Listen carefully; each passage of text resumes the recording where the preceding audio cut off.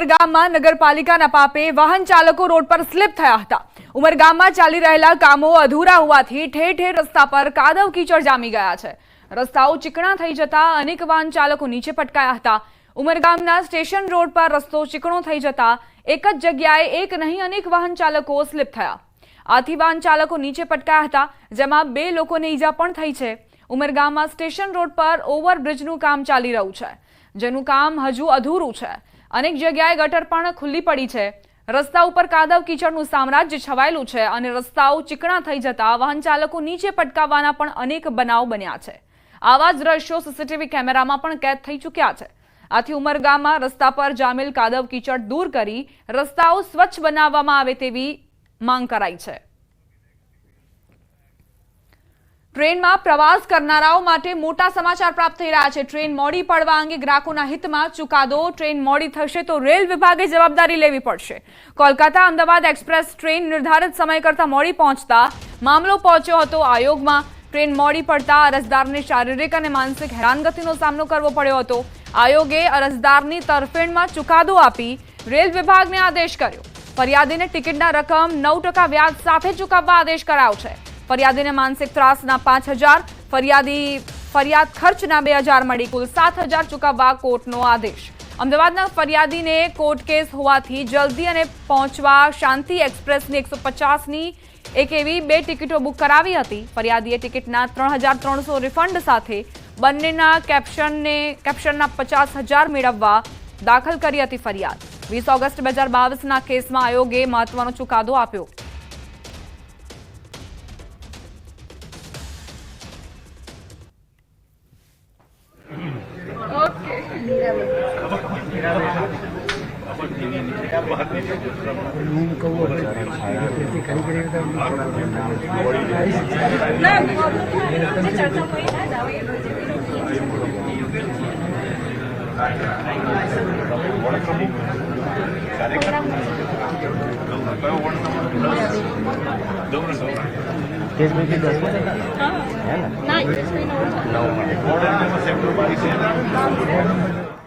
મહત્વપૂર્ણ સમાચાર। મીરાબેન પટેલ ગાંધીનગરના નવા મેયર બન્યા છે। ગાંધીનગરને નવા મેયર મળ્યા।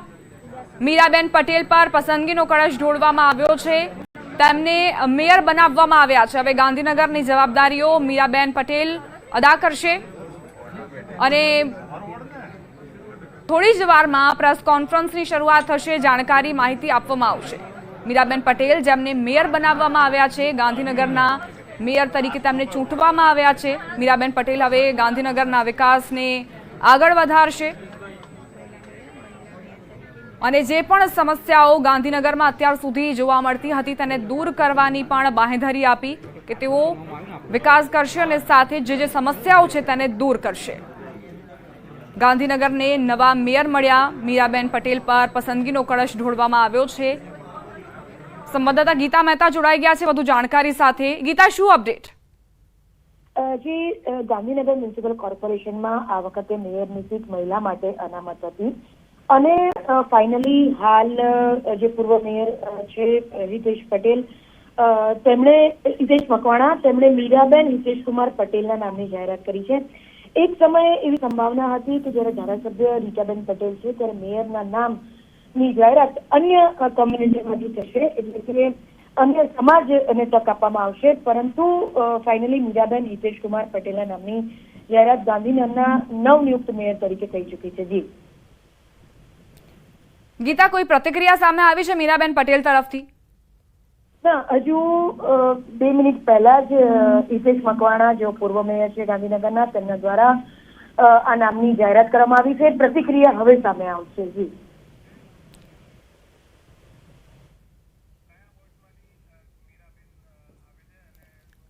ગીતા, કયા બોર્ડમાંથી મીરાબેન પટેલ આવે છે? તેમનું બેકગ્રાઉન્ડ શું છે? તેમના રાજનીતિક કરિયર વિશે પણ જણાવજો। જી, મીરાબેન સંગઠનમાં કાર્યરત રહ્યા છે, પરંતુ અત્યાર સુધી જ્યાં સુધી પાવર પોઝિશનની વાત છે તો આ તેમની આ પ્રકારની પહેલી ટર્મ છે। અત્યાર સુધી તેઓ કોઈ પાવર પોઝિશન પર રહ્યા નથી। જી અને કઈ એવી તેમણે કામગીરી કરી હશે? કારણ કે ભાજપ દર વખતે સંગઠનના એવા જ લોકોને, કાર્યકર્તાઓને પસંદ કરતું હોય છે જેમણે જમીન સાથે જોડાયેલા લોકો સાથે કામ કર્યું હોય, તેમની સમસ્યાઓ સમજે. ગાંધીનગરમાં પણ ઘણી એવી સમસ્યાઓ છે જે હજુ પણ યથાવત છે, તેને દૂર કરવા માટે તેમણે પ્રયત્ન કર્યા હોય, એવી કોઈ તેમનો ફાળો? ગાંધીનગરના જે ધારાસભ્ય છે રીટાબેન પટેલ, તેમના કાર્યકર્તા તરીકે, સંગઠનના કાર્યકર્તા તરીકે તેઓએ સતત કામ કર્યું છે અને તેમની આ જ કામગીરી નોંધ લેવાઈને તેમને મેયર પદ મળ્યું છે. અને જે કોર્પોરેશનની સ્થાયી સમિતિ હોય તેમાં ચર્ચા વિચારણા બાદ અન્ય ઉમેદવારો સાથે સરખામણીને ચર્ચા વિચારણા બાદ આ નામ પર આખરી મહોર વાગી છે. જી આભાર ગીતા, જાણકારી આપવા માટે. તો રીટાબેન પટેલના કાર્યકર્તા તરીકે તેમણે ફરજો અદા કરી છે અને કદાચ તેને જ જોતા, તે જ ફાળાને જોતા તેમની પર પસંદગીનો કળશ ઢોળાયો છે. સમાચારોમાં આગળ વધીએ. વડોદરા MS યુનિવર્સિટીની કોમર્સ ફેકલ્ટીમાં આજથી બેઠકો વધારવાના આંદોલન વચ્ચે મહત્વપૂર્ણ જાણકારી. વડોદરા MS યુનિવર્સિટીમાં હોબાળો મચ્યો છે. MS યુનિવર્સિટી કોમર્સ ફેકલ્ટીમાં પ્રવેશ પ્રક્રિયાને લઈને હોબાળો મચ્યો છે. વિદ્યાર્થીઓ વિફર્યા. પોલીસ બંદોબસ્ત સાથે પ્રવેશ પ્રક્રિયા શરૂ થઈ. 5852 વિદ્યાર્થીઓને પ્રવેશ આપવામાં આવ્યો છે. ફેકલ્ટીમાં બેસાડી શકાય તેવી વ્યવસ્થા જ નથી, જેના કારણે વિદ્યાર્થીઓ વિફર્યા. વધુ વિદ્યાર્થીઓને ક્યાં બેસાડાશે તે એક મોટો સવાલ છે. આખરે MS યુનિવર્સિટીની આ પ્રકારની અવ્યવસ્થા કેમ? કોમર્સ ફેકલ્ટીમાં આંદોલન સાથે પ્રવેશ પ્રક્રિયા શરૂ. જે વિદ્યાર્થીઓની ક્ષમતા છે તેના કરતાં વધારે પ્રવેશ આપવામાં આવ્યા છે. હવે અન્ય વિદ્યાર્થીઓને ક્યાં બેસાડવામાં આવશે? શું વ્યવસ્થા કરવામાં આવશે MS યુનિવર્સિટી તરફથી? કોમર્સ ફેકલ્ટીમાં આ પ્રવેશ પ્રક્રિયા શરૂ થઈ ગઈ છે. બીજી તરફ વિદ્યાર્થીઓ વિરોધ કરી રહ્યા છે. પોસ્ટર્સ અને બેનર્સ લઈને વિદ્યાર્થીઓ પહોંચી રહ્યા છે અને પોતાનો વિરોધ પ્રકટ કરી રહ્યા છે.